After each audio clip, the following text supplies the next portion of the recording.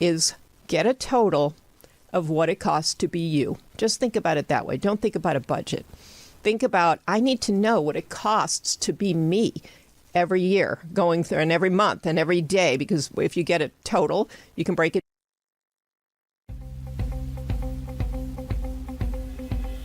Your relationship with money matters.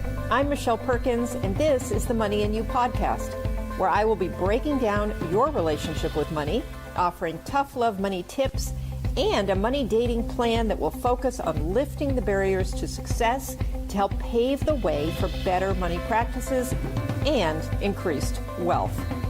It's time to take control to live a limit-free life. It starts today. Hello, hello. Welcome to the Money and You show. I'm Michelle Perkins, your host. So happy to be here. We're going to do a rather short solo show today because I like to do that once in a while. And I've been getting questions. It's the beginning of the year. Happy New Year once again. It's the beginning of 2024. Lots of people are trying to get their money house in order, trying to think through some strategies for this new year around money. Maybe some of your goals or resolutions, if you set those, are in the money realm. So I want to talk about some sort of regular questions that I get really throughout the year, but I think they're best thought about at this time of year. So now is just a great time to sort of clean house, declutter, rethink yourself, rethink about yourself and money. We talk about your relationship with money here on the Money and You show, and your relationship with money needs to be monitored and reworked and thought about on a regular basis. That's what makes it a good relationship, because you're paying attention to you and money and the two of you together. So whatever happened last year, I would love for you to not dwell on that, except for anything that you could take away and bring into 2024 to make it a better year. So if you didn't do certain things, if you said all year, I'm going to set up a budget and never did, you don't dwell on the fact that you didn't do it. Dwell on the fact that there are probably some things that you can think about and understand about yourself and why you didn't do it. Did you just never make the time? Do you hate looking at your numbers? I mean, what is going on that resulted in you not doing it? Might be something simple, might be something a little more deep, and you sort of, some inner resistance that you might want to deal with. So spend a little time reflecting on 2023, what you did and didn't do. Appreciate some of the successes you had. I'm sure there were a few things that you either did or something that just went well almost on its own. It's always good to stop and reflect. I don't think anybody should plan or strategize or do anything until they take a moment and reflect back on what has been happening, what some of your thoughts were last year, your feelings about money. This is all just like reflecting on another relationship. How did the two of you get along? How much time did you spend together? What did you do when you spent time together? How did it go? Did it end in feeling good or feeling crappy at the end of dealing with your money? And do some journaling. We had Wendy Wright on not too long ago, a financial therapist, and I loved the fact that she kept directing people back to journaling. Journaling is just a fantastic way to get clarity around your thoughts. And I've been going through my own financial struggle around an investment that I've been thinking of making. Okay, I'm going to backtrack. That's not exactly true. An investment I've been sort of getting pushed into that I'm not really comfortable with, but intellectually, I think it's probably really sound and a really good idea. But emotionally, I've been having a super tough time with it. And it's making me actually pretty upset with the people who are pushing me into this, which sounds really weird because it's probably a good thing. But I was having so much emotion about it. It was making me upset. It was making me angry. It was making me all kinds of things that I didn't want to feel. And so I was trying to unpack it and figure it out. I really couldn't. Like, there was a part of my brain saying, this is a great idea. This is an opportunity that, you wouldn't ever possibly get again. And the other part of my brain was, how dare people kind of push me toward this as it wouldn't be my choice. So I've been in this real struggle, and I could not get clarity around it. And I was journaling and I was thinking, and I knew something was going on, but I didn't know what. And I sort of stopped thinking about it for a short period of time. And I had the question in my mind, though, like, what is bothering me about this so much? And then I went and I did a puzzle, which is really, I had nothing to do with this. I didn't intentionally do a puzzle. I was just working on a puzzle. And all of a sudden, I got this bizarre clarity around why it was bothering me. And I totally understood. And I felt like, okay, this makes sense. I'm not just being like an emotional, weird person. So my point here is not that you have to do a puzzle, and my point is that to get clarity, you oftentimes have to stop thinking about whatever it is, but just ask the question, what is my struggle here? What is the deal? And then go do something else that quiets your mind. That might be going on a run, that might be journaling, that might be doing a puzzle, that might be playing with your dog. Whatever that is, there are times when we just need to really quiet our mind, put the question out there, and let things come to us. And so I found that process very, very interesting. And I just wanted to share that with you because I think it's a really important thing when your feelings are guideposts. And so if you're feeling not right, just like in a regular relationship, if somebody's saying certain things and it's making you feel a certain way, you need to pay attention to those feelings. And the same thing goes with money or investments or any of the things in the financial world. So how's it making you feel? Now, there is when you do new things with money, and you will feel uncomfortable. When you stretch yourself or you do something you've never done before and you're not certain of the outcome, obviously there's going to be some fear, there's going to be some uncertainty, and you won't be comfortable necessarily.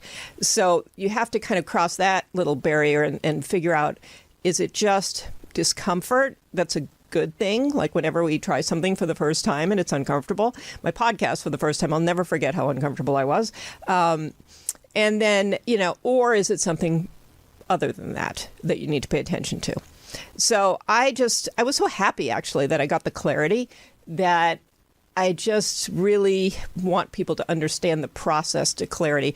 I spent a lot of time looking at numbers and doing pros and cons. None of that was giving me clarity on why I was feeling so strange about this idea. It was separating myself from it and doing something else in a quiet space. That was really the most helpful thing. So do I know what to do? No, but I have clarity on why I was feeling that way. So and now I'm in a better position to make a decision. Okay, that wasn't at all what I was going to talk about today. So I'm going to leap forward here into questions people have been asking me at the beginning of the year. One big question: how can I create a budget for this year? Pretty basic. Some of you are probably great budgeters already, but think about it. What if you already have a budget? Look at budgets, pay attention to them, use them. Think about what you might change about your budget. Maybe there are some things that you don't actually need to look at in such depth, or some things that you do need to look into in more depth. If you're not happy with the budgeting process, work on the process itself and rework it. The beginning of the year is a great time to rework it. It's also a great time, and for the people who haven't done a budget before or have and sort of are scattered about it, this is the time when you want to relook at last year's numbers, maybe even last year and the year before, especially if you have been tracking your numbers for a while, and just relook at what is my budget. Your budget changes every year, at least, if not before that. So what are your numbers this year? What's gone up? Go back. The best way to start a budget is to go back and look at your expenses for the prior year. You can track them yourself. There are great tracking systems out there. My son has been using Copilot, and I really have been liking that. I have Rocket Money. There are all kinds of great tracking tools. Mint is an older one, or maybe you just do it on your own spreadsheet. That's fine. Doesn't really matter. Whatever works for you is great as long as you do it. And take a look at how much different categories of expenses were in the prior year.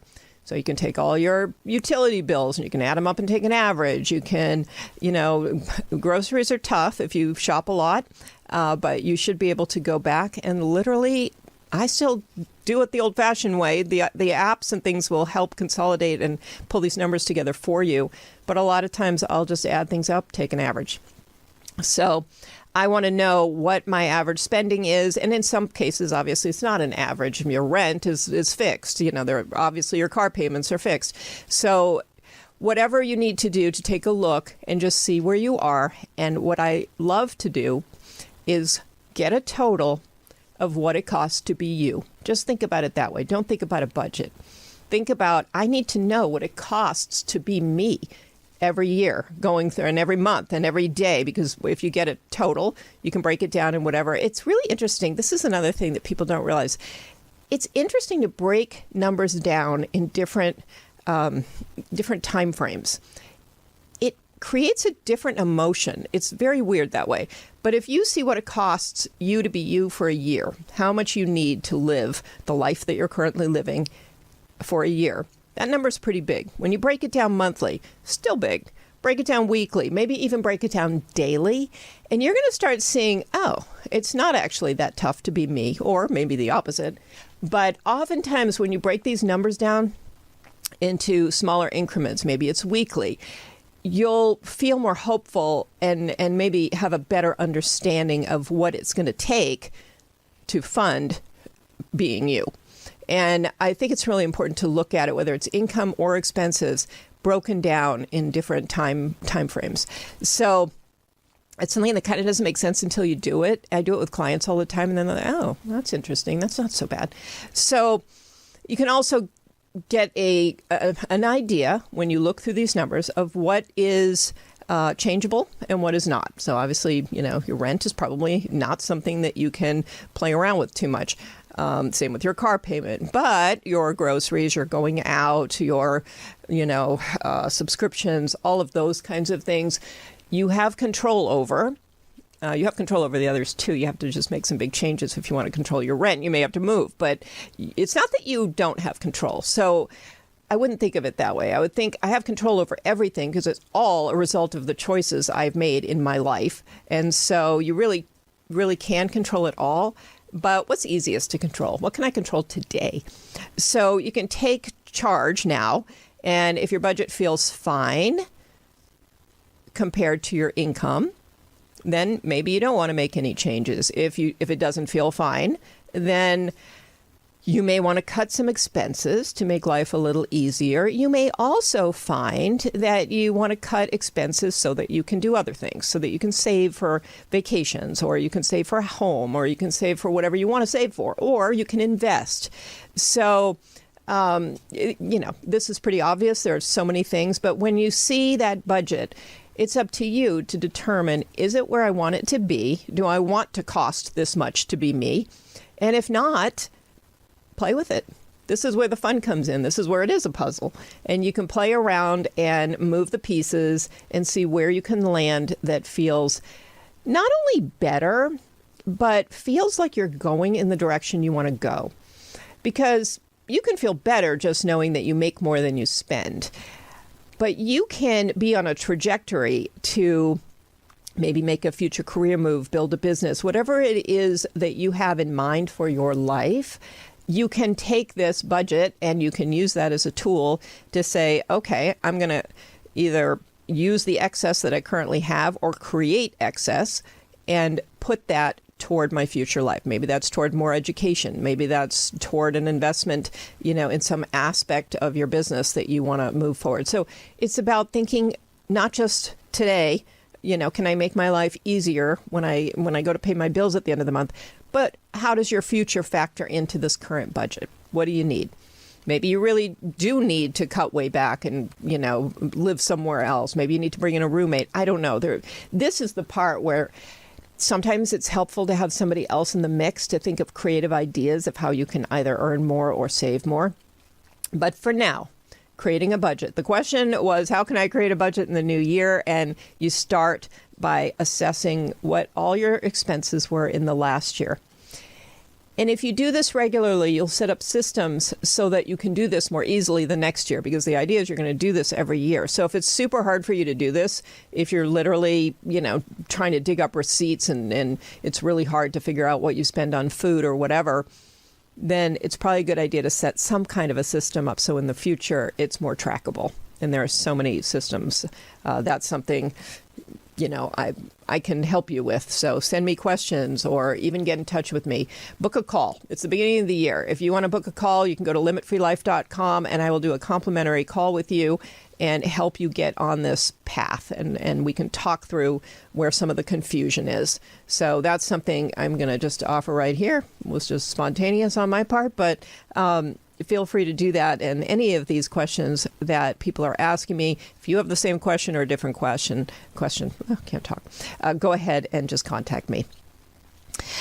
The next question that I get a lot is, boy, the financial world is pretty confusing and complex. What are key financial goals I should set for this year? Well, obviously, that's up to you. But again, you want to have sort of an overall life strategy, and you want your friend, money, to work with you and for you to help you reach the goals of that strategy. So it isn't money in a vacuum. You really, really do want to think about your life and the bigger picture, and then have money be your ally in that, whatever you're pursuing. So key financial goals you should set for the year. Well, there are some key ones that are excellent to have. We've talked about them before. Your emergency fund, or what I like to call a peace of mind fund. It is very, very comforting to have cash on hand, to have it somewhere so that something happens and you don't have to go into debt. You don't have to beg other people for money. You have some cash. It creates a sense of confidence and control that honestly is pretty priceless. So if you already have an emergency fund, relook at it. Is it the amount you want? Is it the amount you think you should have? Sometimes with an emergency fund, or what I call a peace of mind fund, you want to think about what you do for a living too. Because if what you do for a living is in such demand that if you lost your job, you could get another one in, a week, you're in a different position than somebody who might lose their job and have a tougher time finding a new one. So, there are jobs that are very, very much in demand, and the likelihood of you being out of work for long is pretty low. So maybe you need less of an emergency fund. But that's a decision for you. And really where you want to go with that is, what kind of security do you need? Again, this is just like any other relationship. What are your needs? How do you feel secure in that relationship? Is it having more money, whether you would need it or not? Is it having, what is it? That's the question. There are so many questions, and I think this is where we fall short. We want a strategy. We want somebody to tell us, this is what you need. You need, X amount of dollars or X amount of months of emergency fund. And really, you're in charge of this, and you know what you need. You just don't know yet. So you have to sit with your money and be in relationship with it and ask yourself, what would truly give me comfort? Now, an emergency fund is not really the fund that you want to use for non-emergencies. So we really want to think of this as the fund that you put together in case you lose a job, or in case somebody gets really sick, or in case, your house roof falls in. So that's one fund. And then you want to think about what other buckets of savings you want. So when you're doing your strategy, you want your emergency fund as a safeguard. You want other funds and to save for other things that you are interested in doing or having. And then there is debt. You might have a strategy for getting yourself out of debt, which would be very smart if you do have debt. You want a strategy for that for sure. That would be a key financial goal that you want to set. How am I going to manage my debt? What is important to you and why? Again, the questions you have to ask yourself. Why is it important to get rid of this debt, or is it important? Can I hang on to this debt? Is it low interest? Is it a mortgage? You don't have to get rid of that quickly. You just have to be able to pay it. So there are things to think about with all of these. High interest debt would be a good goal to have to get rid of that. And along with that, it doesn't do you any good to get rid of it if you get right back into it. I do know people who they pay off their debt. They have lines of credit, pay it off, get right back in, max it out, pay it off, max it out. that's a cycle that you might want to break. So think about the debt you want to get rid of. Think about how you're going to get rid of it. That's a strategy. And then what you want to do after you get rid of it. Do you want to use it again, or do you not? Or do you want to set some boundaries around it? So that's a good one. Another good strategy for the year is retirement savings. And I hate the word retirement, actually, because people aren't even retiring anymore. I mean, some are, and some can't wait. But a lot of people just want to do something they want and still work. So we need a new word. But let's think of it as saving for later years. And that means that you will have choice in your later years. And we all know that we should save for later because, that's kind of an obvious one. If you're not doing that now, have a strategy for how to start. And I'm telling you, for those of you who are young and don't even want to think about that or think it's a million years away, so, you'll do it later, you are in such a great position to do it now. Because you save for retirement now, you can put a small amount toward retirement if you're young enough, and you just keep putting it in month after month. And by the time you're my age, you're going to be rich, my friend. So just do it, and don't think about the fact that that's so far away, or you could put that off till tomorrow, because then what happens when you put it off till too many tomorrows, you have to put a lot more in. So make this a no-brainer. Have it be an automatic deposit. Forget about it. Put it in something worthwhile that is going to earn you money. So don't actually forget it. But yeah, that's the way to go on that one. So those are a few of the financial questions that we get at the beginning of the year. Great ones to think about and look at. Again, you can contact me at Michelle, 2Ls, at limitfreelife.com. You can book a strategy session with me if you want to get down to brass tacks about your own personal financial situation. I don't usually make that offer on the show, but I am today, so feel free. And I'd love to talk to you, and I'd love to help you get onto a great path for 2024. So thanks for being here. Thank you, UBN Go, for broadcasting the show, and we'll see you next week.